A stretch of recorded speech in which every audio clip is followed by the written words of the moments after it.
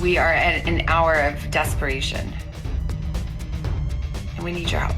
Local and federal investigators in Arizona combing all corners of Nancy Guthrie's property, examining rooftop cameras, towing a car, and inquiring of neighbors. If you see anything, you hear anything, if there's anything at all that seems strange to you, that you report to law enforcement. Every day in the Nancy Guthrie case uncovers something strange and unsettling.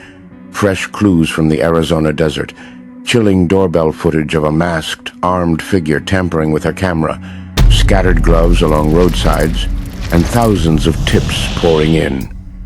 More questions than answers. Who was this intruder? What happened that night?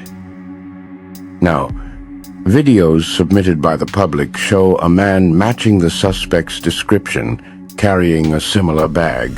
Plus another clip of a delivery driver caught acting suspiciously, peeping in windows and snapping pictures.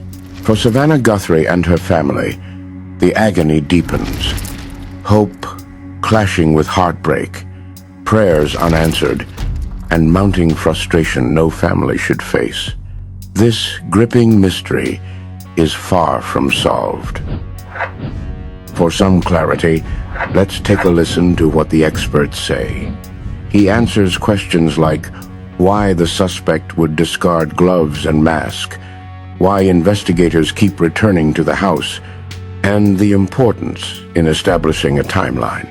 When a perpetrator is fleeing the scene, they may be geared up and gloved up and masked up when they're at the location, but once they flee the location, they may start to discard things out the window of the vehicle, such as rubber gloves.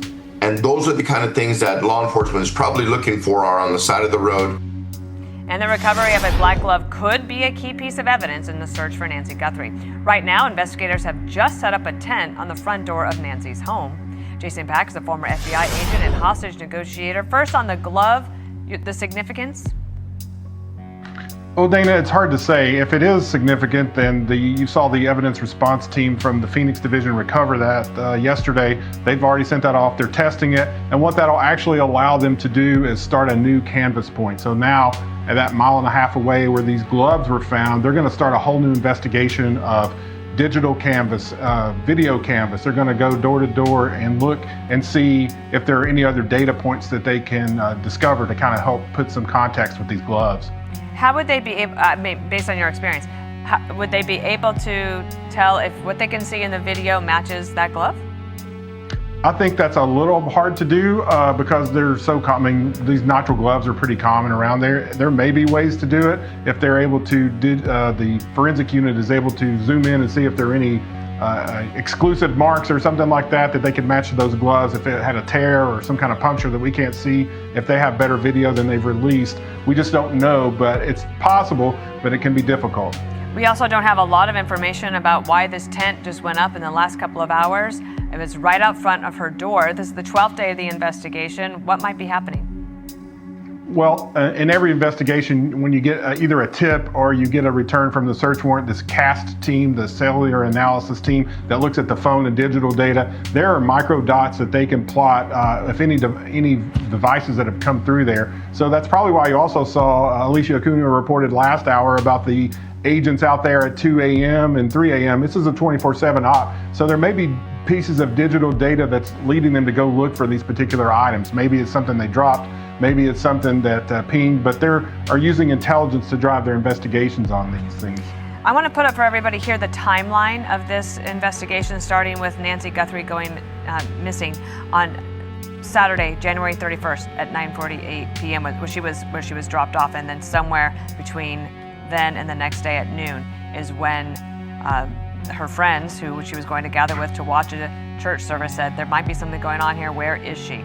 You have told our producers that you believe this timeline is the backbone of the entire investigation. Can you explain? Yes, Dana, most of these cases are solved through that timeline. And when you put up a timeline, you're able to put a definite piece of information up, and you go back and you, against that timeline, you compare what people are telling you. You compare their alibis. You put the digital evidence, you put the forensic evidence on this timeline, and you're able to prove what people say. So you'll get a statement from someone that you interview saying, yes, I was here, no, I was not here. Then you get their information from their device. You see if they were telling you the truth or not, and you plot that. So when you go back to the timeline, the FBI works on 100%. So when you go back to that timeline and you say, hey, the software detects a person on the camera at February 1st, how do you know that? Well, I have a piece of forensic evidence that proves that. So you're able to prove everything on that timeline. Another important point about this timeline, this is the public timeline that we know about. There's probably a more comprehensive timeline in the FBI's command post there at the Tucson resident agency that they have that we don't. So hopefully that's what we're seeing as a result of that investigative timeline that we don't know. That's why we're seeing this activity in the field today. And then you might be able to also have a third level of the timeline as you have the digital forensics that come in and you can plot those points?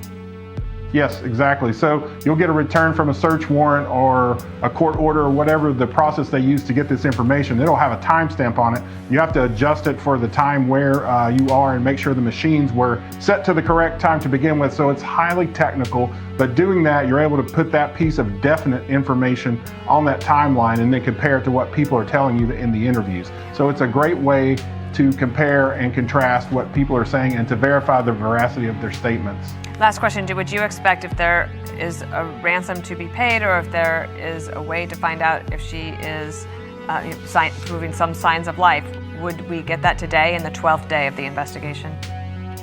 Well, I think that's the key piece of information that people are hoping to get, particularly if the kidnappers have her. They've not been able to prove that. So that's an avenue that they haven't forgotten, but they're also concentrating on the actual piece of evidence that they do have, which is this photograph, these videos of the person that actually came to the house. So I think that is the key piece of information which investigators and agents are acting upon. Stay safe out there, and join me as we continue to pray for the safe return of Nancy Guthrie.